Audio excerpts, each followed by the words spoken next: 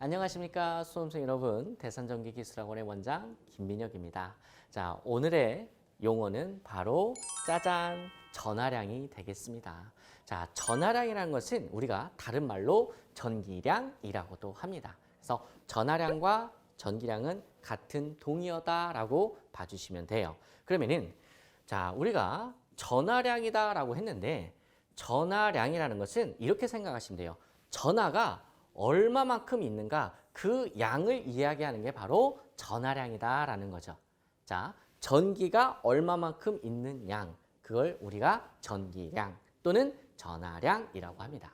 이러한 개념이 잘 와닿지가 않으시면 여러분 이걸 한번 생각해 보세요. 여러분, 자, 지구가 있어요. 지구가 있고 여러분께서 지구 위에 이렇게 서 계시죠.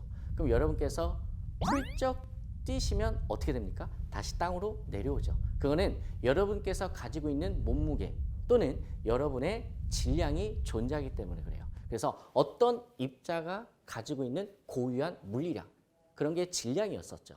자, 그럼 질량이 여러분 어때요? 커지면 커질수록 무게도 커지죠. 그와 마찬가지로 그 전기적인 양을 전기에서는 뭐라고 한다? 전하량이라고 한다라는 겁니다. 자, 그리고 이 전하량의 기호는 Q라고 해요. 왜 Q라고 하냐? 전하량을 영어로 여기 보시면 quantity of electric charge라고 합니다. 그래서 quantity의 약자인 Q를 딴 거예요. 그래서 기호로 Q라고 하고 단위는 C라고 씁니다. 대문자 C라고 쓰고요. 읽을 때는 쿨롱이라고 읽습니다. 왜 쿨롱이라고 읽느냐? 바로 프랑스의 화학자 쿨롱이라는 사람이 있었는데 그 사람의 업적을 기르기 위해서 사람의 이름을 딴 거예요. 그래서 우리가 다시 한번 정리를 해볼게요. 자, 전하량 또는 전기량의 기호는 Q라고 하고 전기가 얼마만큼 있는가 그 양을 의미한다라는 거죠. 그러면 전하량이 많다, 전기량이 많으면 전기 에너지가 많다라고도 이야기할 수가 있겠죠.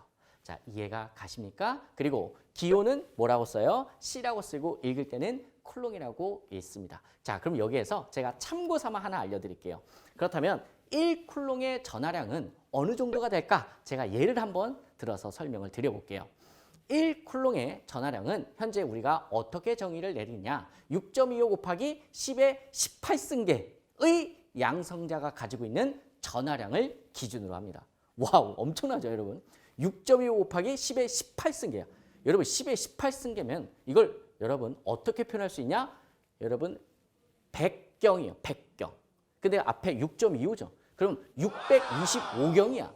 선생님 왜 갑자기 경이 뭐예요? 라고 말씀하실 수 있는데 우리가 여러분 억, 조, 경, 해, 자, 양, 구, 간, 정, 제, 극 이렇게 나가죠.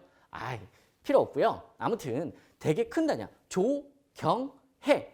자, 조 다음에 뭐예요? 경이죠. 즉 거의 625경 정도의 전자 또는 양성자가 가지고 있는 그 전기적인 양을 우리가 1쿨롱이다라고 정의를 내렸던 겁니다.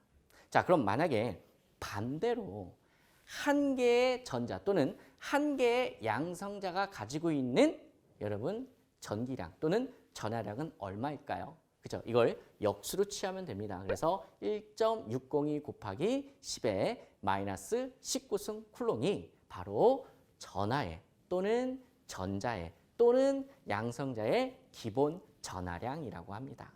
자, 그럼 제가 요거 외우기 쉬운 방법을 하나 알려드릴게요. 6.25 곱하기 10의 몇 승이었어요? 18승이었죠. 한국전쟁 언제 일어났어요? 그쵸? 6.25 때 일어났죠. 그럼 전쟁은 좋아요? 안 좋아요? 안 좋죠. 그러니까 욕이 나오겠죠? 그래서 10의 몇 승? 빵빵빵.